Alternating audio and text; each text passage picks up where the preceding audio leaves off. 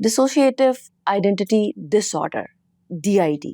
Basically DID, जिसे हम multiple personality disorder भी कहते हैं, ये कंडीशन जेनेटिक भी हो सकती है, बायोलॉजिकल भी हो सकती है, but most of the time ये हमें ट्रॉमा रिलेटेड केसेस में नजर आती है।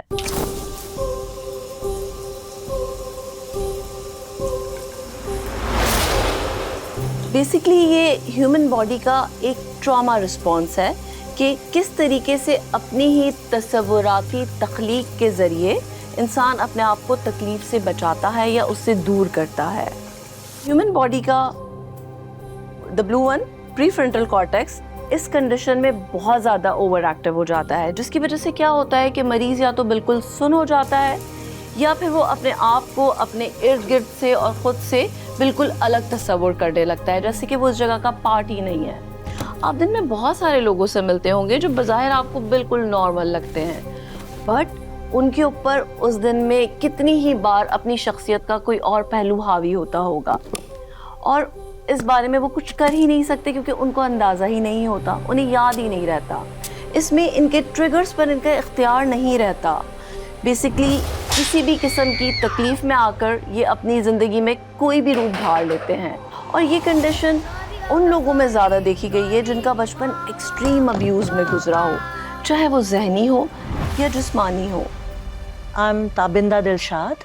मेरे करियर में भी मेरा सामना कुछ ऐसे पेशेंट से हुआ है जो इस डिसऑर्डर से गुजर रहे थे एंड या तो उन्हें रियलाइजेशन ही नहीं है कि कोई मसला है या फिर वो मानने को तैयार नहीं है। अफसोस की बात तो ये है, एज प्रैक्टिसिंग थेरेपिस्ट हम लोग दवाइयाँ तो लिख के दे देते हैं, बट मुझे लगता है, आई पर्सनली फील कि इस डिसऑर्डर का इलाज किसी भी दवा में नहीं है। तो फिर ऐसी सूरत में हमें क्या करना चाहिए? इस बीमारी की या इस कंडीशन की ट्रीटमेंट के कुछ मराहिल हैं, जिसमें से पहला मरहला ये है कि आपको मरीज़ को इस बात का यकीन दिलाना होगा कि वो जिस जगह है और जिस जगह उसका इलाज हो रहा है और वो जिस डॉक्टर से बात कर रहा है, ये सब कुछ उसके लिए एक महफूज एनवायरनमेंट है। उसके बाद सेकेंड स्टेज में आप पेशेंट से उन वाक़यात के बारे में बात करते हैं जिसके बाद वो उस कंडीशन का शिकार हुआ है, जैसे कि पुरानी यादें, पुराने किस्से, उसके घर वाले। तीसरा मरहला है एक्सेप्टेंस का, जहाँ पर पेशेंट इस चीज़ को एक्सेप्ट करेगा कि हाँ, मैं बीमार हूँ और मुझे किसी की मदद की ज़रूरत है। इस बीमारी का फाइनल मरहला है इंटीग्रेशन का, जहाँ पर आप सबको थेरेपी के ज़रिए उस मरीज़ को ये यकीन दिलाना है कि उसकी शख्सियत के जो बिखरे हुए पहलू हैं उसको किस तरह यकजा करना है। उसके जहन में अगर 10 आवाज़ें आ रही हैं तो उन 10 आवाज़ों को किस तरह एक आवाज़ की शक्ल देनी है। अनफॉर्चुनेटली हमारे यहाँ DID के मरीज़ों को क्रिमिनल समझा जाता है, लेकिन वो क्रिमिनल नहीं होते।